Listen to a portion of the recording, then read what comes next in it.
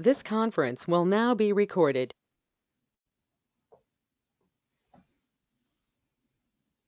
All right, Brian, you want to go around and do like a roll call? Yeah, so I'll go off of the attendance list I have. Sorry, I'm hearing an echo on my computer. I'm not sure why that is. I don't know if anyone else can hear that. You sound okay. Okay. That's fine. I guess it's just on my end somehow. I'm not sure. Okay, so just by the attendees from staff, we have Brad Harris, Yeah. Brian Doherty, myself, Sherry Bean. Here. Other attendees, Alice Livedall. Yep. Maybe you could state also if you're representing a community or just from a community or what entity it Can is. you hear me? Yes. Okay, yeah, Alice Livedall, Hubbardston Planning Board. Thank you. Nicholas Bostonetto. Good afternoon, Nicholas Bostonetto, Commissioner of Public Works and City Engineer for Fitchburg.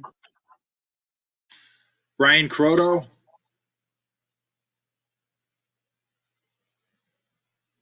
Donald Winchendon, DPW Director. Derek Cravat. Yep. Hi, everyone. Derek Cravat, MassDOT Planning. Nick Kilhart. Hello, everyone. Athol, DPW. Eric Atkins. Hi, everyone. My name is Eric Atkins from Green International. We're here representing the town of Clinton for the Sterling Street project. George Kahale. Here. George is MRPC staff. Yeah, I'm not. Guy Corbacero.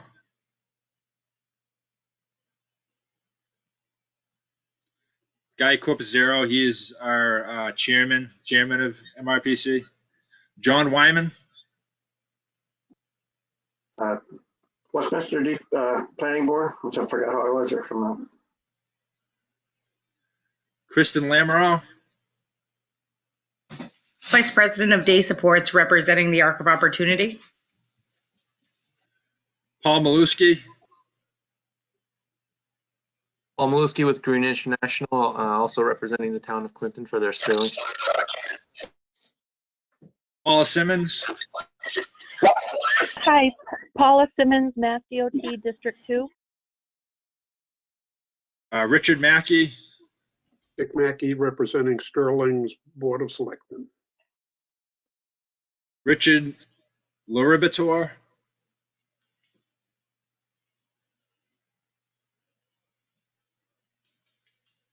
Sorry if I didn't get that last name correct. Okay, Sarah Bradbury. Yep, Sarah Bradbury, MassDOT District 3.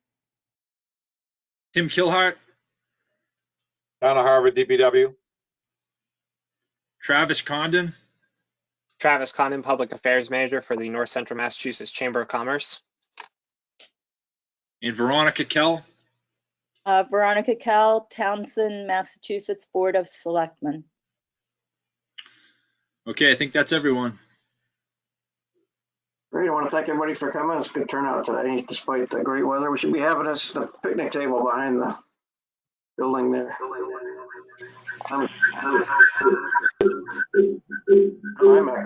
Anybody got any opening comments, public comments?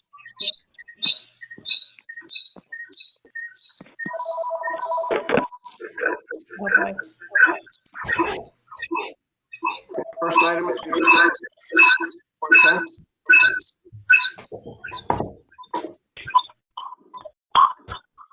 There's some feedback coming through. I don't know if you're not speaking, if you could mute your microphone and find out what's happening. But thank you. Thank you. Yeah, I turned myself down. Is that any better? Yeah, sounds good now. First item is the approval of the minutes from February 10th. Any comments? about the minutes? Any problems with them? Look pretty good to me. With that, I'll say we've got consensus on the minutes for February 10th.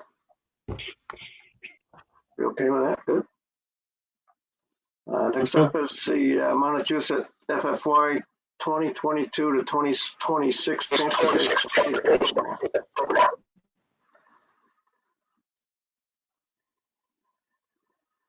Brian, do you have the agenda up or? Yeah, sorry. I'm just, I think the, on my end, I had two screens up, and that's kind of what the, with the feedback you probably heard a minute ago. I think I figured it out. So we're all set. I should be sharing my screen now. So yeah, we have Green International here, and they're the consultant on our new target project for the tip on Route 62 in Clinton. It's a new project this year. We actually just scored it. If you just give me a moment. Yeah, we just scored it. We discussed this project briefly last month's meeting. Green International, they came and presented to our MPO last month as well. So again, this is a new project, and I'll turn it over to Paul. And Paul, if you'd like, I'll turn it over to you, or I could also go through the presentation as well. I think I have what you have up on my screen. Either way, if you want to give me access or control, I could do it too. Whatever is easier for you, I suppose. Yeah, I'll give it to you. I'm sorry, I'm a little bit unorganized today. That's all right. Okay, you should be all set. Let's see here.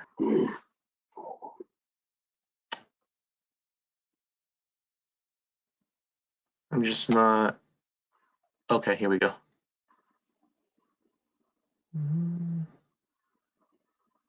Just making sure I picked the right monitor.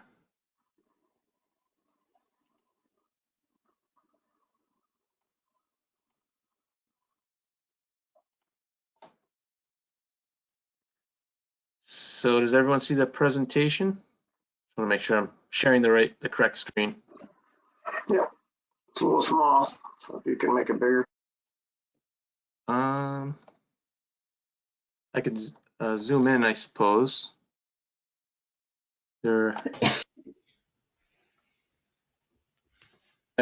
that easy to see, or? Well, that's better with the big letters, huh? Better. Okay, I may have to zoom in and out as we go through. But all right, well, sorry to interrupt, but on your own screen, there should be a little menu, a little toolbar down near the bottom, which has a plus and a minus next to a camera icon. So you can zoom in and zoom out your own screen, I believe, also. So if you have a problem reading it, you could try that.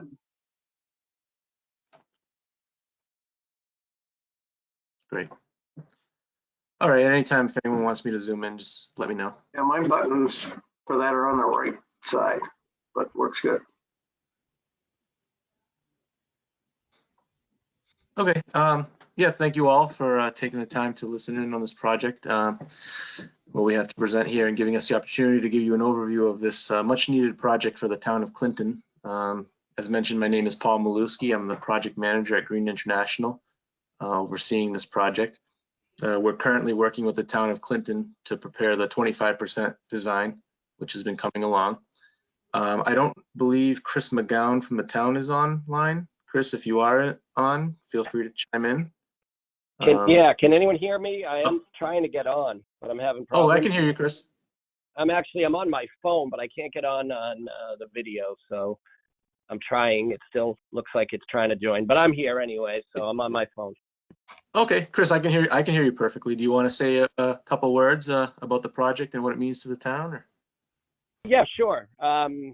Clinton, we've been trying to get a lot of work done over the past several years. We've had two very important tip projects that have gotten completed in the past 5 years. One actually is complete, is Water Street in Clinton, and the other was High Street in Clinton, which is probably 80% done right now.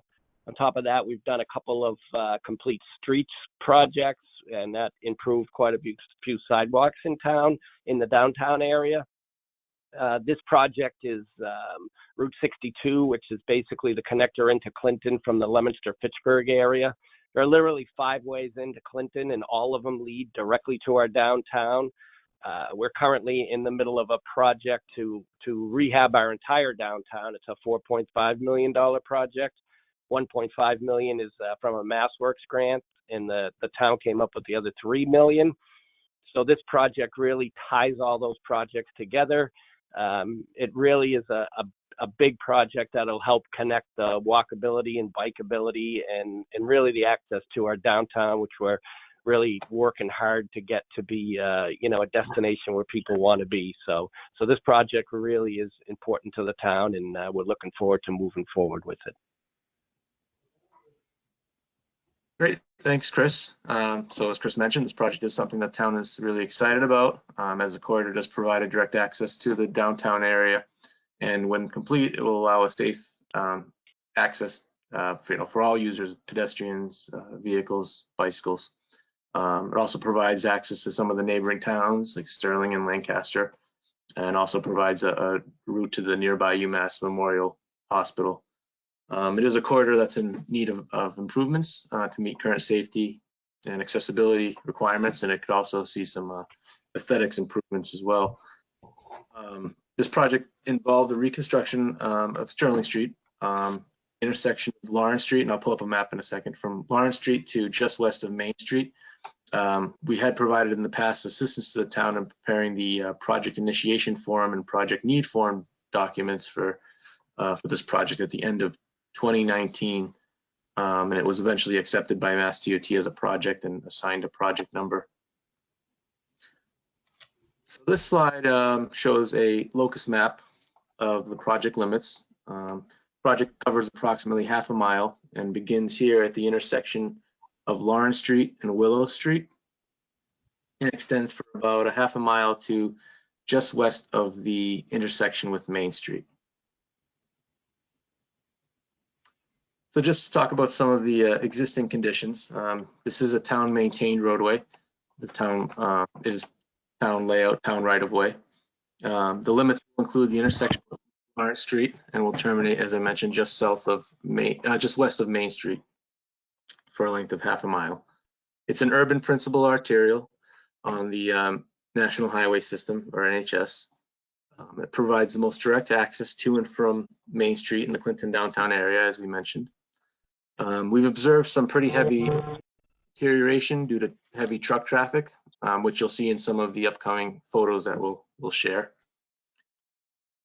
And I just want to point out that we had previously worked with MassDOT in designating this segment of Sterling Street as Route 62, where previously Route 62 consisted of a segment of Brook Street. So since this segment does experience the heavier volumes, we want to make sure the corridor is updated to meet design standards and accommodations for all users. Therefore, the improvements this project will bring are needed to be commensurate with the type of roadway and the usage that it sees. So just to continue a little bit with the existing conditions, the posted speed is 40 miles per hour. Pavement width of the roadway varies throughout the corridor between 30 and 40 feet. So we'd like to make that a little more uniform and consistent. The town right of way is about 50 feet wide. There are several various features along the corridor that we'll need to consider during design, including retaining walls, some existing fences and utility poles, some parking issues, some mature trees, etc. Right now, there is minimal closed drainage located along the roadway. In some locations, there's country drainage. So we'll be looking at ways to improve the drainage along the corridor, along the roadway, to get that stormwater off the road as quickly as possible. Towards the eastern end of the project, there are several industrial buildings adjacent to the back of sidewalk. So during the design process, we're being careful to not impact doorways and windowsills and those types of things. So just to take a look at some of the photos to give everyone an idea of what this site looks like. The photo to the left is looking west towards the intersection with Lawrence Street. You can see there's some limited sight distance around the curve there. This photo shows some substandard bicycle accommodations and what appears to be a very narrow sidewalk that's probably only a couple feet wide in pretty poor condition. The photo to the right shows a substandard horizontal curve that's rather sharp given the speed limit on this corridor. It's also showing some of the poor pavement conditions and the substandard bicycle and pedestrian accommodations. There are numerous locations throughout the corridor where that look similar to this, and you can see how the sidewalk is completely deteriorated in some instances and has little or no curb reveal. On this slide, the photo to the left, you can see a severely deteriorated ramp. This one being at the intersection with Greeley Street. And the photo to the right is just another good example of a poorly defined sidewalk. Again, showing poor roadway and sidewalk conditions. You can see basically crumbling. On this slide, we have the photo to the left. This one's taken on the southern side of the road, looking in the easterly direction. Again, poor pavement condition, substandard bicycle and pedestrian accommodations. The photo to the right shows a Greeley Street intersection, which is also in pretty rough shape. This intersection has also been identified as an HSIP cluster per MassDOT's database. So basically what that stands for is Highway Safety Improvement Project. So an HSIP cluster is one where the total number of crashes is within the top 5% in the region. And from what we've heard from the town, this is one of the more dangerous intersections in town. So just a couple more photos here. The one on the left is located in the vicinity of the large industrial buildings towards the eastern end of the project. As you can see here, we have a crossing, but there are no curb cuts, no accessible ramps, no ADA accessibility. The photo to the right, just another example of substandard pedestrian and bicycle accommodations. There actually isn't really a sidewalk here. It's basically parking. And then this photo actually shows one of the few catch basins along the corridor here.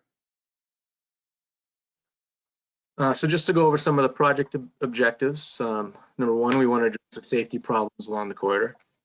We need to provide a consistent roadway width, as I mentioned. We want to provide bicycle accommodations, ADA compliant sidewalks. As you can see with the deterioration, we want to improve the existing pavement conditions. We'd like to improve the drainage infrastructure, improve driveway access management. There are certain locations where there are extra wide driveway openings with no real defined driveway openings. So we'd like to provide some access management for those properties.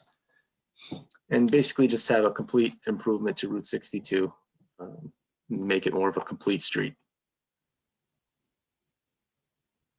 Some of the proposed design key aspects of the design, we'll be proposing 11-foot travel lanes in each direction, 5-foot buffered bicycle lanes, and I'll show you a slide on that in a second. We're going to have curbed 5.5-foot sidewalks on both sides of the road, provide some improved geometrics, drainage improvements, as I stated. We'd like to also improve the signage and pavement markings, improve intersection safety, and right now the ballpark construction cost is approximately $3.5 million for this project. I'll zoom in a little bit here. So what you see here are basically these typical sections. Basically, is as if you're looking down, looking down the road.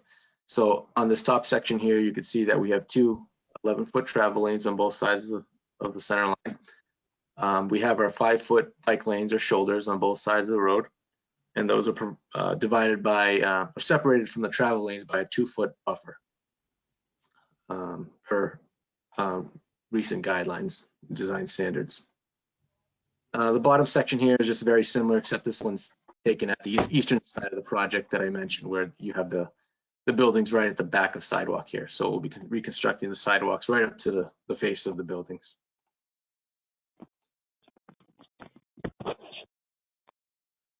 All right, so here we have a plan view that depicts what we're proposing for bike lanes. Just a sample location here. of the corridor. This one taken at the western end of the project at Lawrence Street. So you can see we're proposing the two 5-foot bike lanes on either side of the road, separated by the 2-foot buffer, as I mentioned. Here we have another location at Brook Street, just to kind of illustrate some of the site distance issues that could be improved throughout the corridor. This one happens to be at the intersection, as I mentioned, with Brook Street. So here you can see there's a photo of a sign that's kind of prohibiting sight lines for vehicles looking down Sterling Street. So we have some low-hanging branches, and all these features combined are not ideal and really limit sight distance.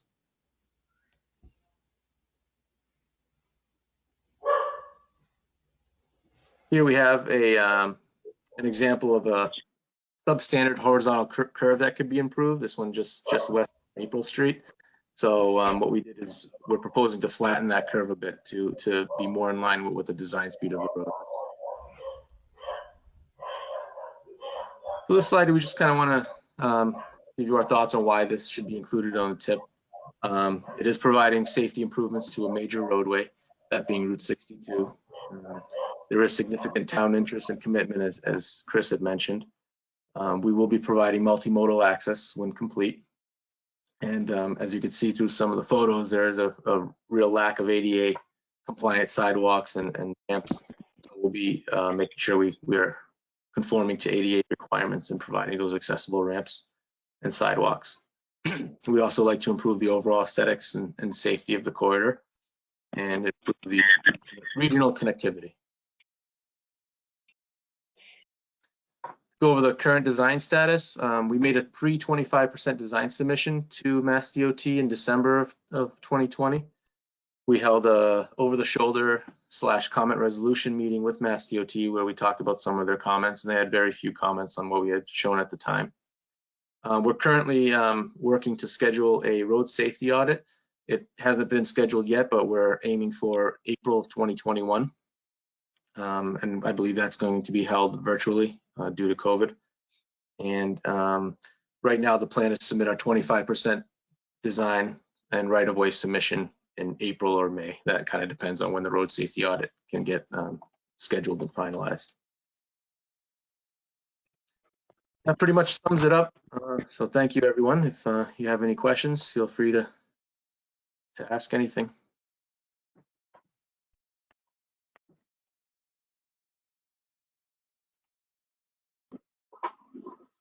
Okay, no questions? It looks like a neat project. Thank you. Thank you very much. Thank you, everyone. Next, we've got a review and update of the project party listing. Yep, I can take that.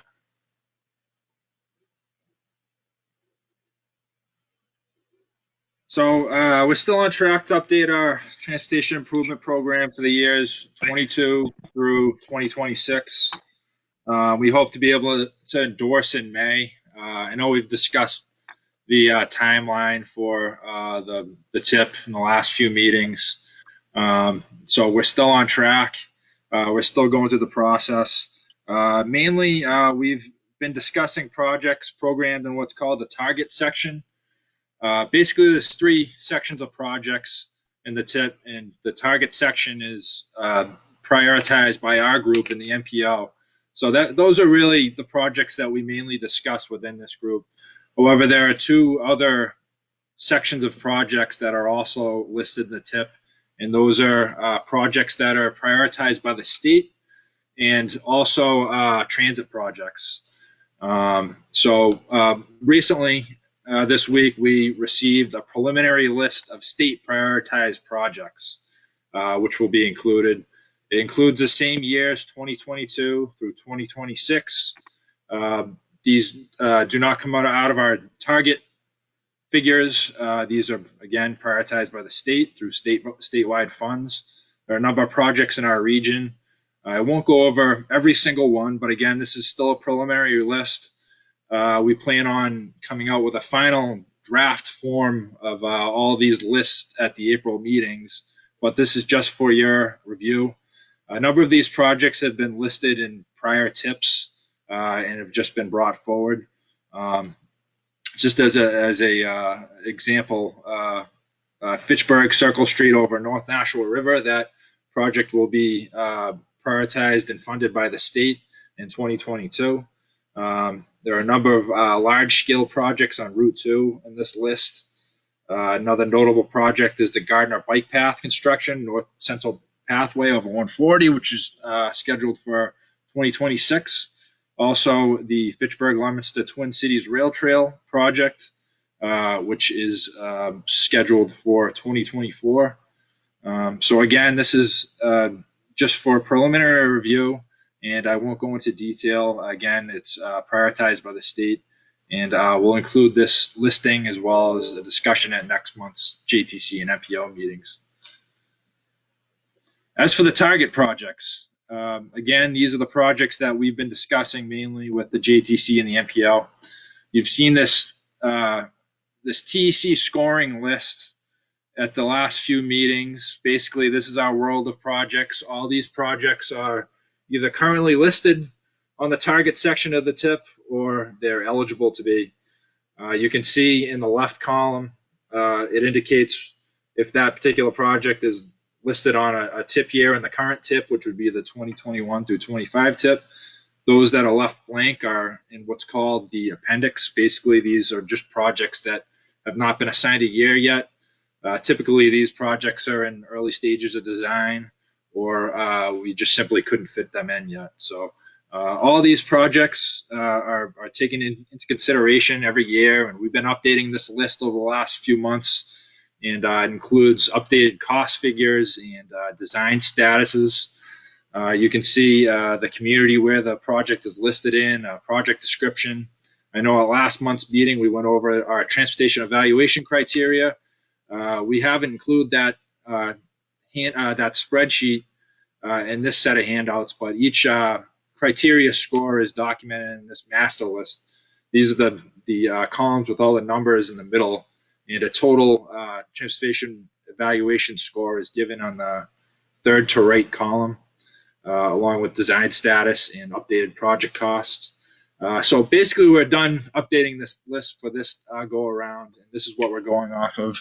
You can see actually the Clinton project, reconstruction of Sterling Street, which we just heard about. This was a new project this year, so we hadn't previously scored it. We just recently did, however, and it scores pretty high. It's a 31 TEC, which puts it near the top of our list. So we'll be looking forward to program that into a year in the coming update of the tip as it progresses in design a little bit more. As mentioned at past meetings, the main issues which we have to consider each year when we update our listing are really cost changes, which occur every year, and design statuses, which are always occurring as well. We really don't want to list anything that's not at least 25% design within any of the tip years, that being because we don't want to list a project in a tip year which is not going to be ready for that year. We could possibly lose out on funding if a project is not ready to go out for construction in a year, especially the first year of the tip where it's listed. Since last meeting, as I mentioned, we've scored the Clinton project, which you can see here. Another major change which we were made aware of recently is the Ashburnham rehab on Route 101. Currently, it's listed in year 2025 of the current tip. This project saw a major price increase this year. Last year, it was, I believe, listed at right around $5 million. The new price estimate for this project is about $8.5 million. So that's one of the major changes that we'll see during this discussion. This is basically a listing of all of our target projects as they're listed in the current 21 through 25 tip. Although these include updated cost numbers for this year and notes from our various discussions which we've had with project components. in the last few months on where exactly a particular project stands. Another important thing to note is the TIP is a fiscally constrained document, meaning we cannot program projects over our target funds. So, for example, in 2022, the target which we've been given is 11,072,618. So we can list projects up to that number. We cannot go over that number. So as cost changes occur, we're always cognizant of where that leaves us in terms of fiscally constrained. In 2022, currently we have Lancaster, Route 117 and 70, and Hubbardston Highway reconstruction on Route 68 listed in 2022. Even with the updated cost estimates, we're still under our target, so that's good news for 2022. One note that we mentioned at the last JTC was it's possible that Lancaster will have to be pushed back 1 year due to give it more time to develop design. Since last month's meeting, we've had discussions with DOT and determined that as long as it keeps on progressing on the same track that it's on, and I believe it is actually at 100% design currently, we will be able to actually leave that in 2022. So that's good news for our update. Moving on to 2023, currently we have the first of 3 years that Leominster Reconstruction Rehab on Route 12 Central Street. This project is what we call advanced constructed over 3 construction seasons. We have it listed in 23, 2024, and 2025.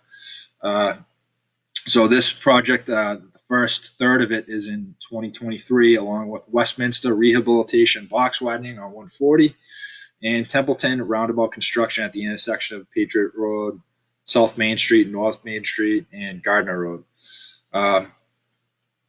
This year, even with the cost updates, again, it's fiscally constrained, which is good. It's under our target. So that's good news there. However, the Leominster Reconstruction Rehab project on Route 12, fairly complicated project. As I mentioned, it's currently listed in 23, 24, and 25. It's thought that this is a candidate to move back at least 1 year. Again, due to design, it's a fairly complicated project. We don't know if it'll necessarily be ready to go in 2023. So in our update, we'll be looking to move that back a year and fill in the gaps where they need to be. In the current listing in 2024, that Leominster project is currently the only project listed in 2024. In 2025, currently we have the last third of the Leominster project, along with a project in Ashburnham on Route 101 South. This is the project that I just mentioned has seen a significant price increase in the last year or so, along with Gardner Roundabout construction at Elm Street, Pearl Street, Central Street, and Green Street. A major problem with 2025, as it's listed currently, is we are not fiscally constrained. We're about $2.2 million over our target. So that's where we'll have to make some changes in this update. 2026 is our new year. It's a 5-year document. So the update will cover years 2022 through 2026, and our target funds for 2026 going forward are $10,904,443. What you see at the bottom here is what we call the appendix. These are just projects which haven't been assigned a year yet. All these are eligible for target funds. They're at various stages of development. I've highlighted in yellow projects that are candidates. We think they could possibly move into a year of the TIP. That's mainly due to the design status. You can see we have highlighted Harvard resurfacing and box widening on Air Road from Route 2 to the Airtown line. That's at currently 25% design. It's also a relatively high TEC score. The grade project here is again, it's the new project Clinton. We just wanted to point that out. That is a new project that wasn't included in last year's listing. We have Athol intersection improvements at 2A and Brookside Road.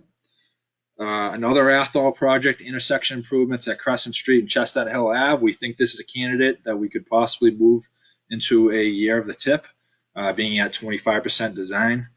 We have a project in air resurfacing and related work on 2A.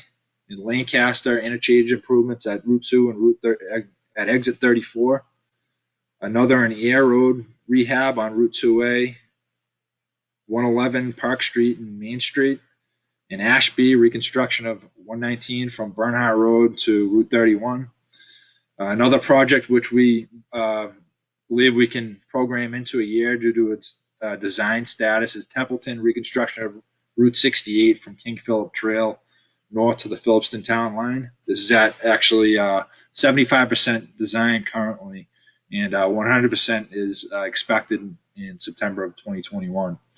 And the final two projects we have are Winchendon resurfacing related work on Maple Street and a project in Sterling and West Boylston improvements at 140 at 190, which could possibly not even be on our list. It could be covered by CMRPC or statewide funds at some point. So that's where we stand as it's currently listed. So obviously there's some changes to be made due to project status changes and the fiscally constrained issue, especially in 2025. So we've come up with two scenarios for the updated 22 through 26 listing, which I can go over today, and we can discuss the benefits of each scenario. And the idea is to discuss these scenarios this month and come to some sort of a consensus, and we'll have the same discussion with the MPO at next week's meeting. And we'll develop that scenario into a draft tip document for April. So we're still in the sort of the development stages of these lists, but we're sort of nearing the finish line as well. So the first scenario which we have, the highlights are listed in the red ink at the top of the handout. First, maybe I'll go year by year just to sort of mention where the changes are. The first, and I'll mention in these two scenarios, the first 2 years are going to be the most important years. It's very important that each of these projects in the first 2 years are as far along in the development as we think they can be ready for construction in those years. We make changes to this list every year. We'll be doing the same thing 12 months from now. And as things change, things will move around.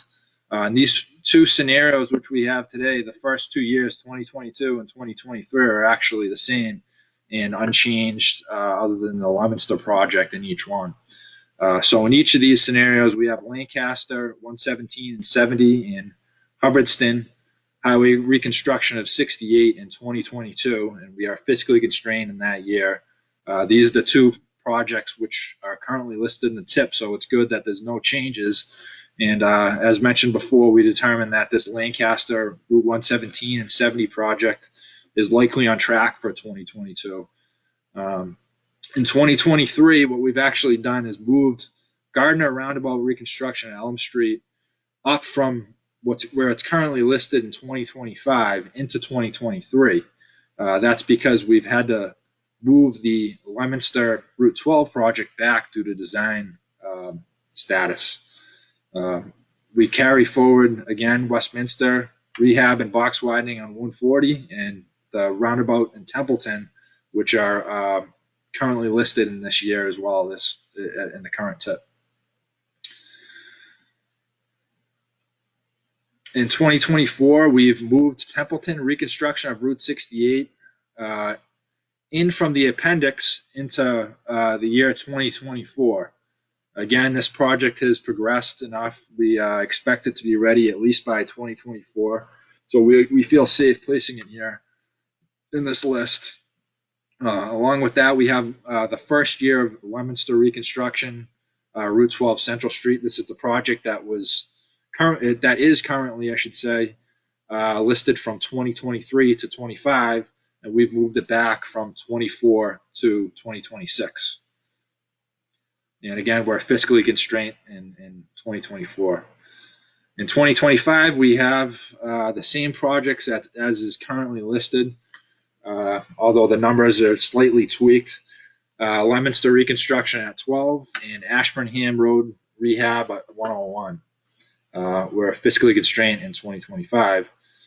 And finally, 2026, we have the remainder of the Leominster Route 12 project, which leaves us with a balance of $2.718 million in 2026. Ideally, we wouldn't leave that much money on the table, but since it's 5 years out, things are bound to change, and certainly we'd be looking to fill those gaps in a update of the TIP in the coming years. So looking at our appendix projects, the two projects which we've identified, which could possibly be ready to assign a year, Harvard resurfacing on Air Road and Athol intersection improvements on Crescent Street, are still remaining in the appendix in this version. So what you have in a nutshell is the Leominster Route 12 project moving back 1 year, which is necessary to allow for the design. We'll keep the Lancaster 11770 in place as we believe it'll be ready to go in 2022. However, we'll move the Gardner Roundabout project from where it's currently listed in 25 to 2023. So it'll move up 2 years. It should be ready to go in 2023. And also assign the Templeton Route 68 project from the appendix to 2024. So the second scenario we came up with, as I mentioned before, the first 2 years in each of these scenarios are identical. It allows us to keep current projects as they are currently listed in these 2 years and stay fiscally constrained. Aside from the need to move the Leominster Route 12 project back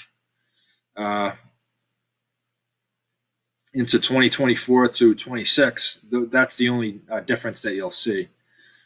In 2024, what we've done in this scenario is moved Harvard resurfacing and box widening on Air Road from the appendix up into 2024.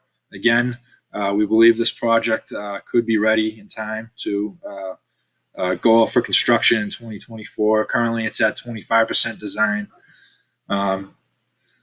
We listed that along with the first year of the Leominster reconstruction project on Route 12. And that will leave us right at the target allotment for 2024. So we're right at the balance, but we're still fiscally constrained. In 2025, we have the second year of the Leominster Route 12 project, and we've pulled the Templeton reconstruction of 68 from King Philip Trail to the Phillipston Town Line up from the appendix and listed it in 2025. Again, that's at 75% design currently. We expect it to be 100% designed by the end of this federal fiscal year and certainly ready for construction in 2025, which leaves us $239,000 under our target allotment. So we're fiscally constrained in 2025. In 2026, currently, the only project which we have listed is the remainder of the Leominster Route 12 project.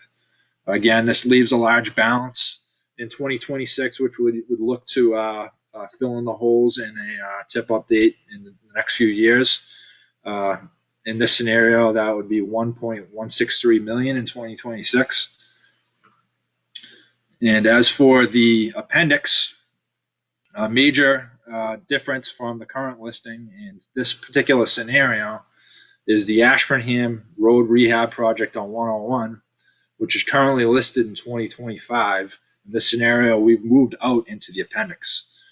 As I mentioned before, this project has seen a significant price increase. In fact, since last year, it's about 52%. It was about $5.1 million listed in last year's TIP. Currently, the estimate's $8.556 million. So that has caused us to move some things around, and we were able to keep it in with the first scenario. In this scenario, it shows, due to the significant cost increase and the fact that it's still at just 25% design, We've just shown what can happen if it were to move into the appendix. The only other project in the appendix which we've determined could possibly move into a year, but we haven't moved it, is the Athol intersection improvements on Crescent Street and Chestnut Hill Ave. And again, this project is still at 25% design. It's certainly on our radar, but we haven't quite moved to the stage where we've been able to put it into a year in these scenarios. So the highlights of scenario 2, again, move Leominster Route 12 back. Again, keep Lancaster 11770 in place in 2022. To move the Gardner Roundabout from 25 to 23, to assign Harvard Air Road to 2024 from the appendix, and be able to assign Templeton Route 68 to 2025 from the appendix. So those are the 2 scenarios which allow us to be fiscally constrained with all the changes and taking into account all the status changes that we've seen in the last year. And this is really what's up for discussion today. So if there's any questions or if somebody would like to add, Brad, do you have anything to add to this discussion? The only thing I want to mention is, Ashburnham project being moved out into the appendix or so forth, things like that. As Brian mentioned, the most important years to us are those first couple of years. We want to make sure we get projects that are moving forward and a pretty good chance of getting out when we expect them to go out. And as you said, every year we redo the TIP and every year we reevaluate, and our targets might change every year too. We might get more target funds, we might get less target funds for each year. So that's the unknowns as we look at the outer years of the TIP.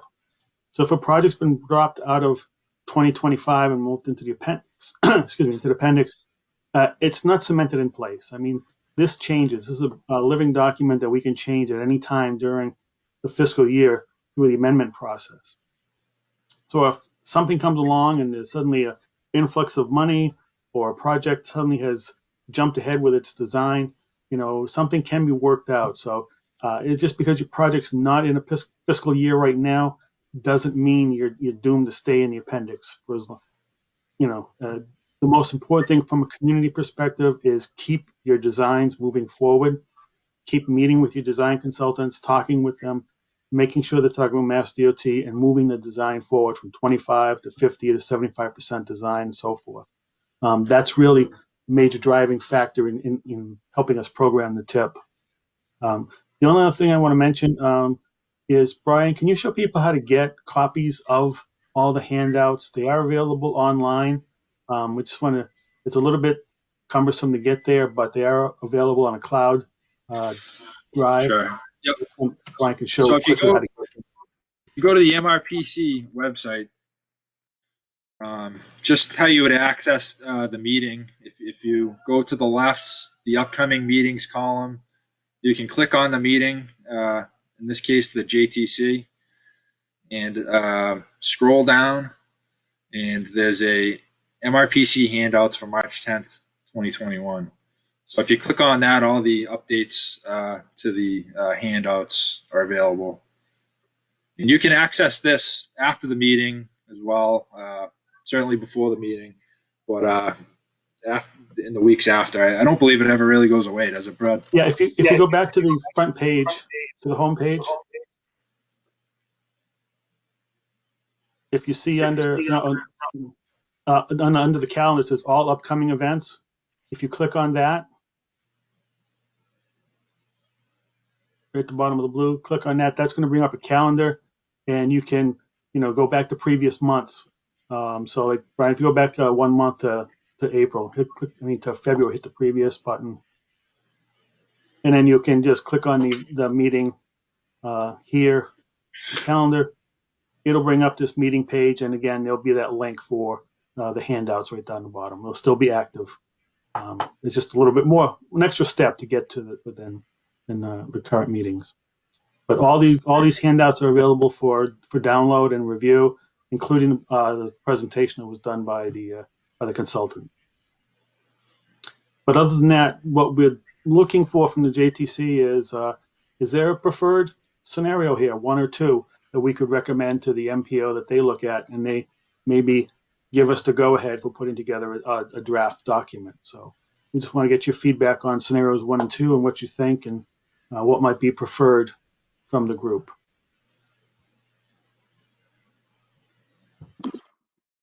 Brad, Tim Kilhart here from Harvard. I'm sorry, Tim, was that you? Yeah, Tim from Harvard. Yeah. Yeah, obviously, scenario number 2 is good for us. We've been working really hard on this project, as you guys are aware. We're at the 25% design phase, and the town has committed $375,000 in design funds to work on our Air Road. And for those of you that don't know Air Road, it leads up to the Rotary and Air from Route 2. And with all the Devon's construction that's going on right now there, they just built a brand new truck stop at the Airtown line in the town of Air. So now we're getting all the truck traffic going out to Route 2, plus everything coming out of Devon's. So our road condition has deteriorated drastically over the last 3 or 4 years. And this project, I've been working on it now for 4 years to get it to this point. And if we have a date of 2024, our TEC engineering firm that's doing all the design work for us figures that we can have this project ready for 2024 and move it forward. And obviously, if we can get into 2024, it gives us a much stronger goal to shoot for. So I would recommend scenario number 2. Thank you. I will mention also the evaluation scores that we do for each project. We obviously have to consider project cost and design status. Another thing that we do is valuation scores. Air Road, in particular, the Harvard project, scored very high. It's currently the second highest rated project in our region. Certainly, not the most important thing is to look at that, but it should be taken into account when we look at these lists. And speaking of scenario 2, I mean, the unfortunate thing is to move a project from where it's listed in a current year out into the appendix.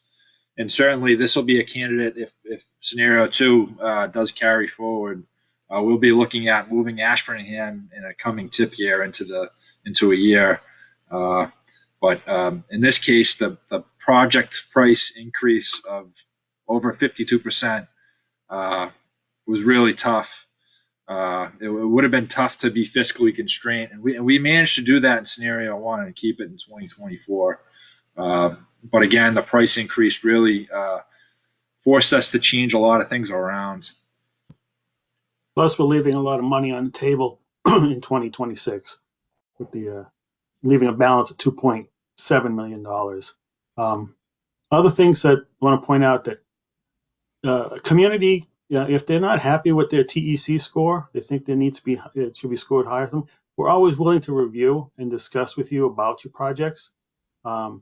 Obviously, this is based upon the information we have on what the project is going to do and what's involved. So the more information we have, the easier it is for us to make determinations on the score. So don't hesitate to contact us to talk to us about the scores, and we can then, review, discuss, and update as we go along, especially for next year. We can update during the entire year regarding these TEC scores. And the other thing, as Brian mentioned, is the overall cost of these projects. They're just going up, and our targets remaining fairly constant over the last few years. The Leominster project is, fortunately, it's a large project. It's $14 million. But because it's going to take them 3 construction seasons to do that, we're able to use the advanced construction method by spreading dollar costs out over 3 fiscal years. We were talking about Harvard as a possible project for advanced construction because it's close to the target figure we have for 2026. But, we'd have to ask Mass DOT, talk to Federal Highway, and see if that's a possibility of doing it. Harvard did tell us that it probably will take them 2 construction seasons to do that. So the more information we have on a project, the better it is for us to be able to program and move things around. So again, community should just let us know what's going on, and obviously, if you have a design consultant on board, stay on top and keep asking them what the status is and keep them moving forward too. Brian and Brad, this is Dick Kilhart from Athol, and I don't want to seem like the two brothers are teaming up here, but I think our percentage for the Athol project at 25% is much greater than that. We had our design public hearing through Mass DOT last fall. Some of the comments from DOT that came out of that were some redesign work on that Crescent Street, Chestnut Hill Ave wall. And according to John Morgan and our folks at CHA, they believe that this would be ready to be moved up and possibly put out to bid in the next sequence or two. They say they're relatively close, and I've watched the last couple of meetings and see that percentage hasn't seemed to have changed. And I don't know if that percentage comes from John or that's from John to me and to you, but I know that we are significantly further along than 25% on that project. Yeah, the design status which we use comes from the state listing. So basically, nearly all the changes, whether it be cost or design status, it's from what's called the project info system that Mass DOT runs. And so that's the most current update we have is 25%. I will admit we get limited feedback. I know that, things could start to move fast and maybe it's close to 75% now, but we keep the listing that we have from project info in the tip lists. We can discuss it too with Hi, Mass District 2. Yeah, I'm hi, sorry. this is Paula from District 2. Can you hear me? Yep. Yes. Okay, we can hear great. you. Great. Yep, so we're very excited about this Athol project as well. I do have a little update on it. The 75% is progressing, and it's due to come in for our review on April 23rd right now. And we also did discuss this project at our TIP days, and we believe, based on the project schedule that the consultant gave, that it would be ready in 2024 at this moment. Okay. Well, So I don't know if that helps. Well, it's got a large price tag too on it too. So, but we can certainly go back and look and see if there's some potential to make some movements there. But the price tag also is an issue, causing us some concern. But again, I will state that this isn't carved in stone. So if it's in the appendix this go round, it doesn't mean it'll be there next go round. It can always move forward, because as you see with a lot of these projects, they move very quickly in terms of something comes up causing the design delay, as in Leominster with Route 12. It's being pushed back because of design issues. We were worried that Lancaster Route 70 might have some design issues and be moved back, but luckily that's apparently not going to be the case. Brian, there's a question from Alice. Just want to say from Hubbardston, we're thrilled to be on that list for this coming year, for 2022. Because 68 has been fixed going out of town in both directions. And this is our town center. So I'm hoping that all goes forward.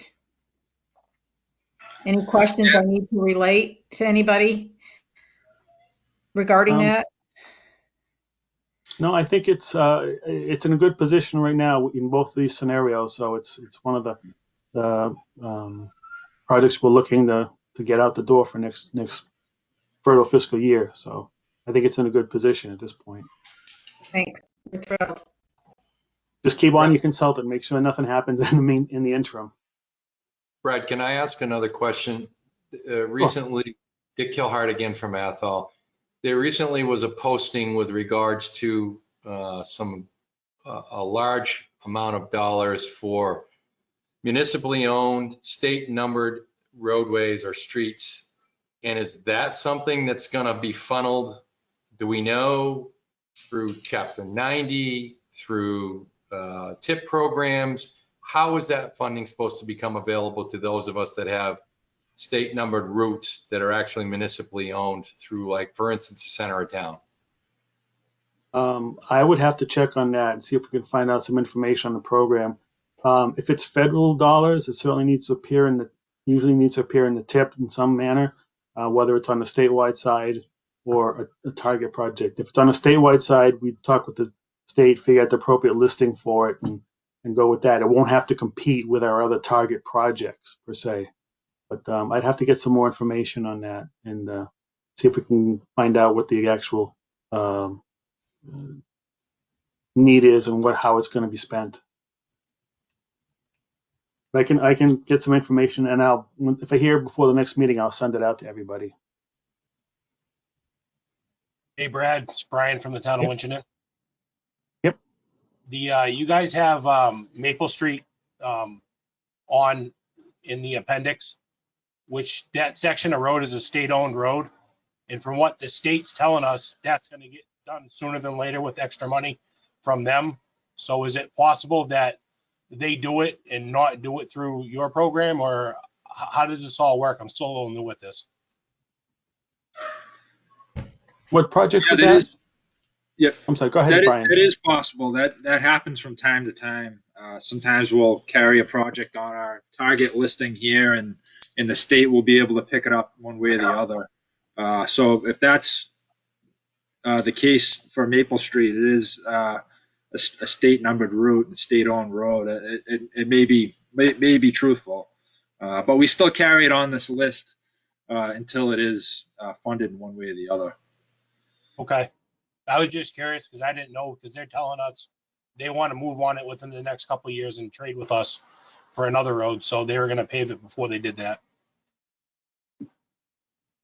That's good. That's great news. Thank you. Yeah, man. And as I mentioned, and I'm sure you all know, every year we are constantly updating these lists.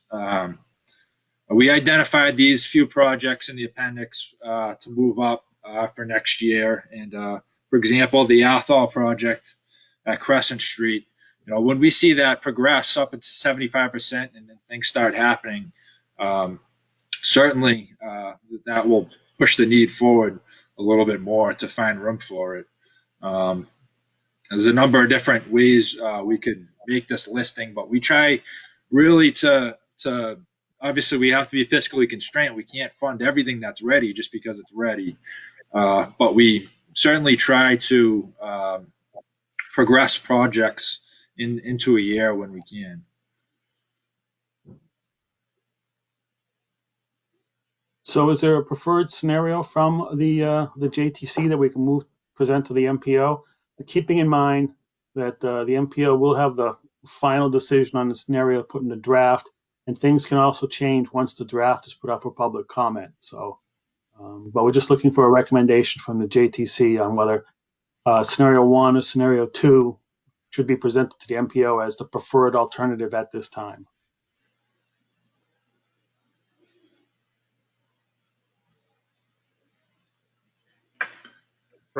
To move this along, I'm going to recommend that we go with scenario 2 as a motion. Okay. Is there consensus from the JTC that scenario 2 will be just presented to the MPO as the preferred? Again, both scenarios will be presented to the MPO, but the JTC will indicate the JTC preferred scenario 2 at this time. No objections? No objections. Great, thank you. Okay, just to sort of finish up the tip, basically what's where we're at now is we're trying to come to a consensus on a preferred scenario after our MPO meeting, and we'll take into account the JTC's recommendation. And from there, after next week's meeting, we'll start developing our transportation improvement program, which includes a report, the listings, and a lot of different analysis. And we'll be working on that in the next few weeks.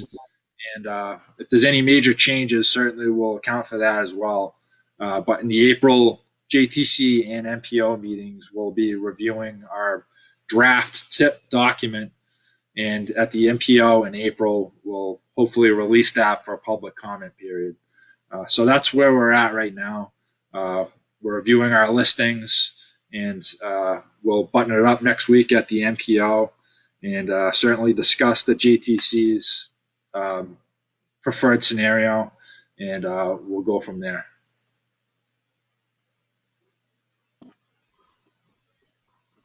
Okay, ready to move along? Yep, we're all set. So we're up to the Montachusett 2022 Unified Planning Work Program. Okay, that is me. We will be referencing the 2021-22 task list. That was one of the handouts. Perfect. All right, so this list is our draft UPWP. So we have the highlighted in green. Those are the new tasks that we have this year. And then the other tasks are pretty much our standard tasks that we have most years, specifically the management support section 1. All of those tasks we generally have in the UPWP. We will be updating them and incorporating some different data, perhaps, depending on the guidance that we get from MassDOT. For instance, for section 2 data collection, I know we're doing a little bit different things. We're adding the ADA section under 2.3 data collection program, where in previous years we had the ADA separate in its own task. So we're trying to streamline it a little bit differently this year. Under section 2, we also have the RTP update, which is task 2.6.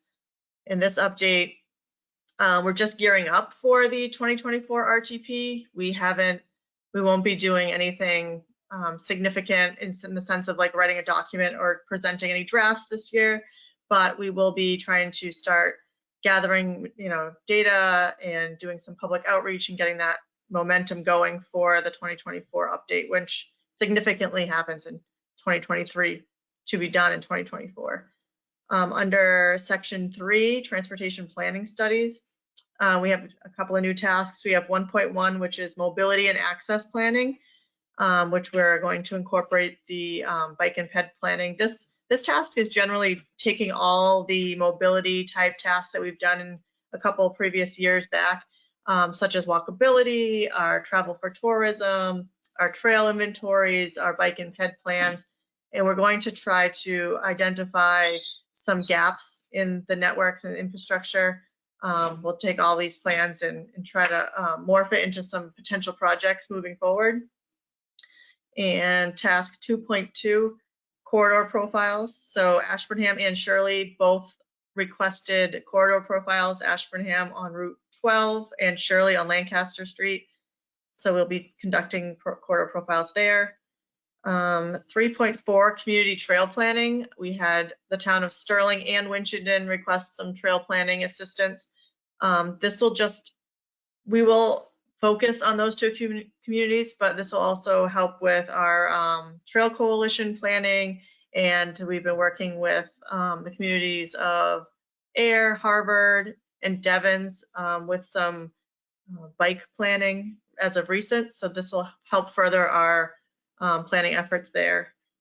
The last one in section 3 is intersection analysis for the city of Leominster at Mechanic Street, where the Cumberland Farms and the IC Credit Union are, as well as the intersections in Hubbardston with routes 68 and High Street. There's two, High Street has like a loop, so there's two ends of High Street. So we'll be studying both of those intersections for Hubbardston.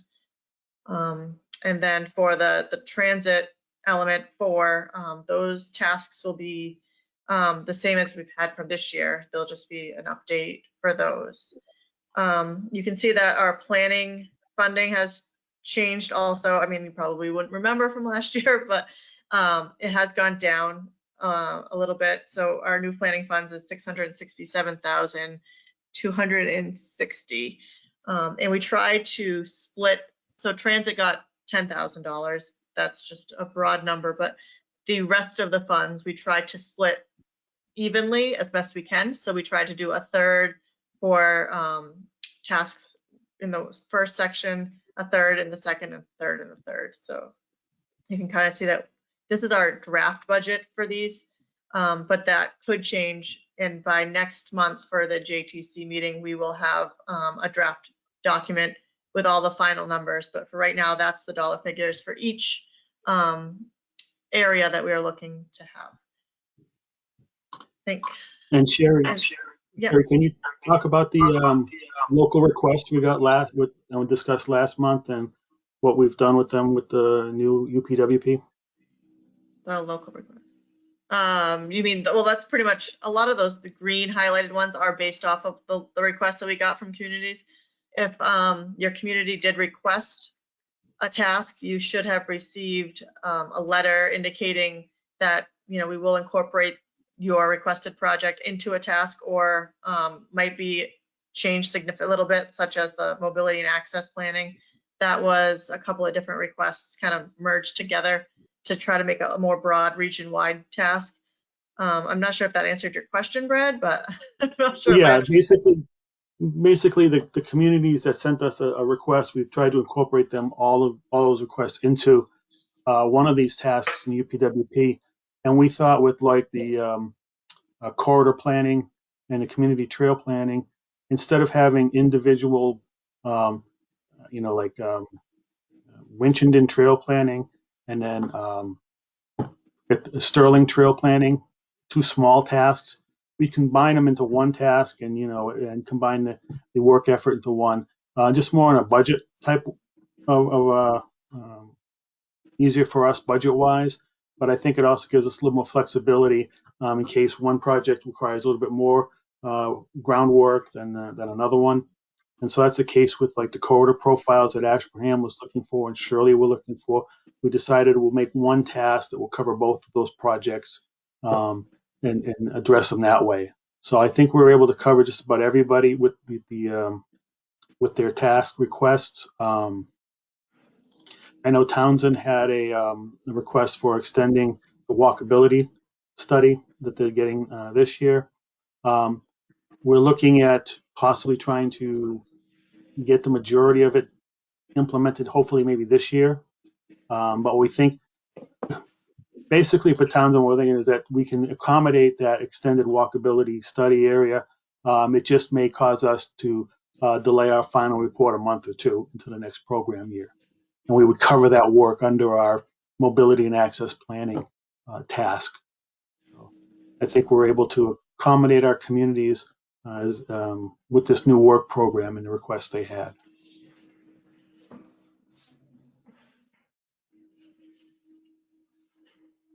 So I don't know if there are any questions from any of the communities or on any of the tasks. And as Sherry said, we'll be pumping these up with more narrative and making them available for the next meeting. So you'll see a little bit more on schedules, methodology, those kind of things will all be covered in the final draft. But I think we're able to address most of the needs of our communities, and plus we'll be addressing the state guidance in all these tasks that we have identified here.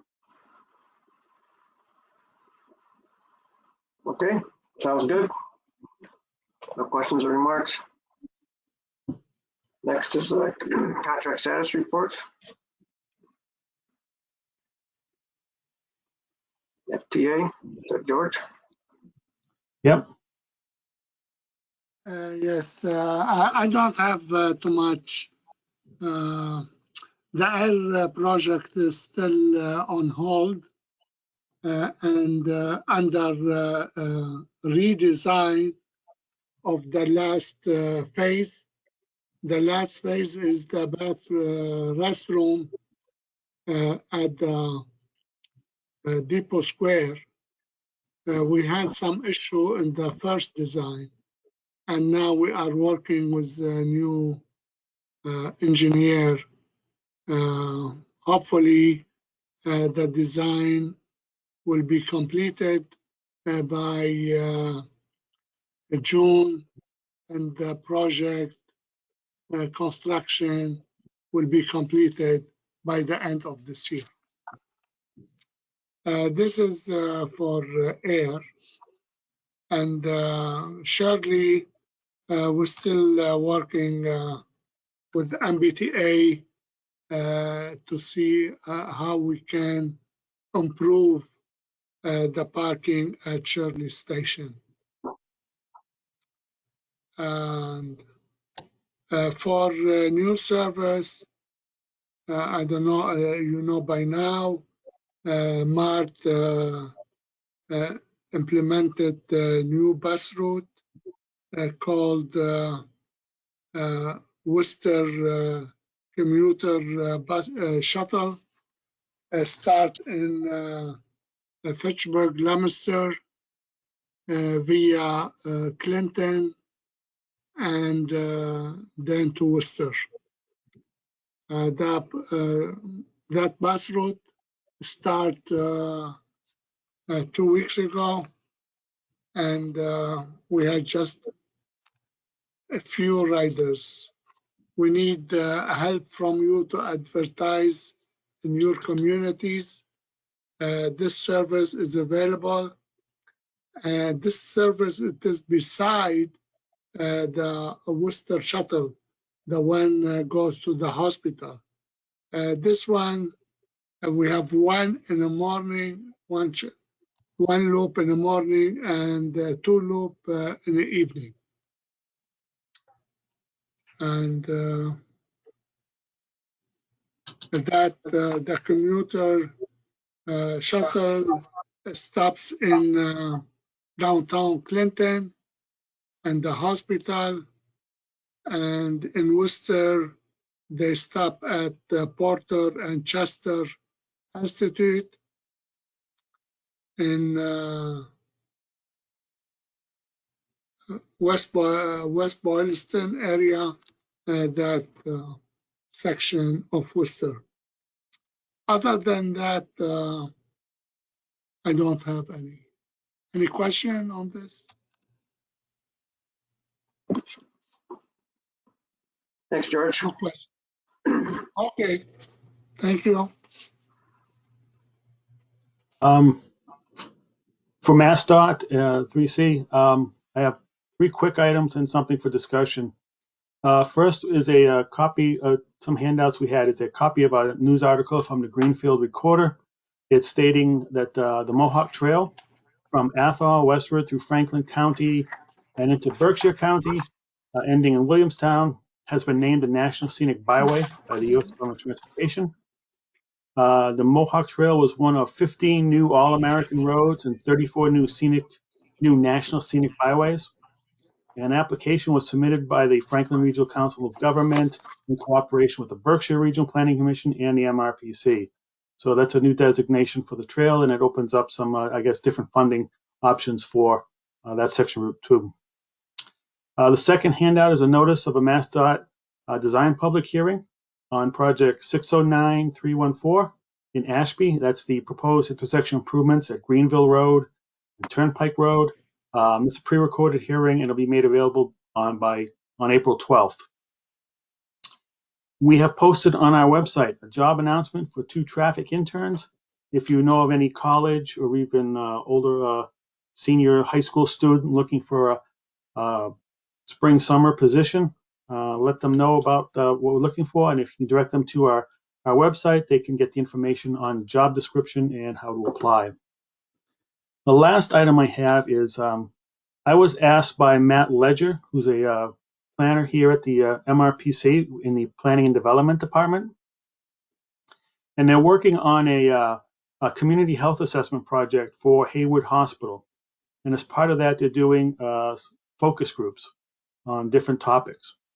And he was wondering if the MJTC would be willing to participate or be part of a transportation focus group, either through one of our meetings. And the other thing he's looking for from the MJTC is identifying any person or organization or individual that is in the region who might be of interest in being part of this focus group. It would involve about a 60-minute or so presentation and discussion, in getting feedback from everybody.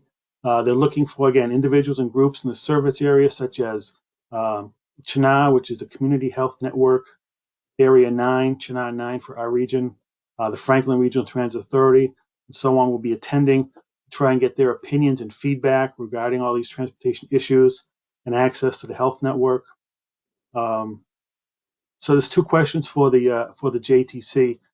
Is one, if you know of any groups or organizations or individuals in your town or communities that might want to be part of this focus group or might want to talk about this or should be notified of the focus group. If you can let me know, I will pass on the information to Matt Ledger here at the Planning Commission. Just send me their names, contact information, and I will pass that along so that they can be invited to one of the focus groups to be part of the study. And the second is whether the JTC is interested in hosting the focus group at an upcoming meeting. And in particular, they're looking within the next 2 months to either do it in April or May at the latest. What we could do is make it the major topic item for the meeting, have them do their presentation and get their feedback and discussion points. And we can schedule the other items, which will be obviously the tip and the UPWP, put them at the beginning of the meeting and do something fairly quickly, or we could put it at the end of the meeting and let the focus group be the main topic of a discussion. So that would be either April 14th or May 12th. The preference would be April because of they have a deadline for completion of the project. So I just wanted to bring that to you and get your feedback and see whether there's something the JTC might be interested in hosting or being a part of.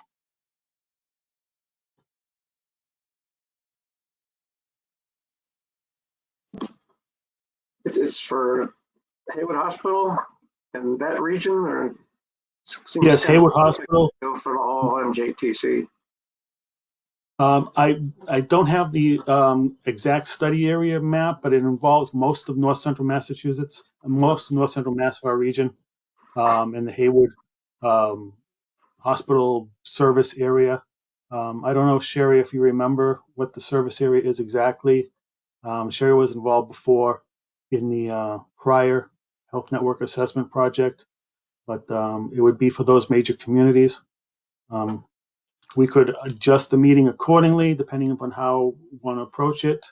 But I think it'd be a good opportunity for feedback and an opportunity for the JTC to provide input and get some other people and some other organizations involved in this discussion.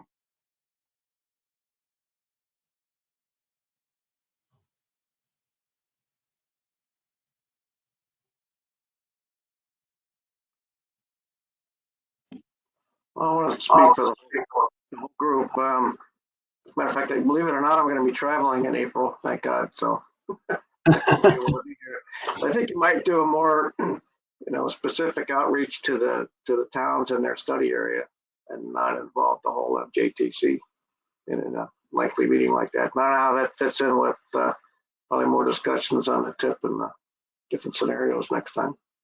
Mm-hmm. Okay. Well, certainly I can go back to Matt and talk and get some further information from him as to the actual communities involved.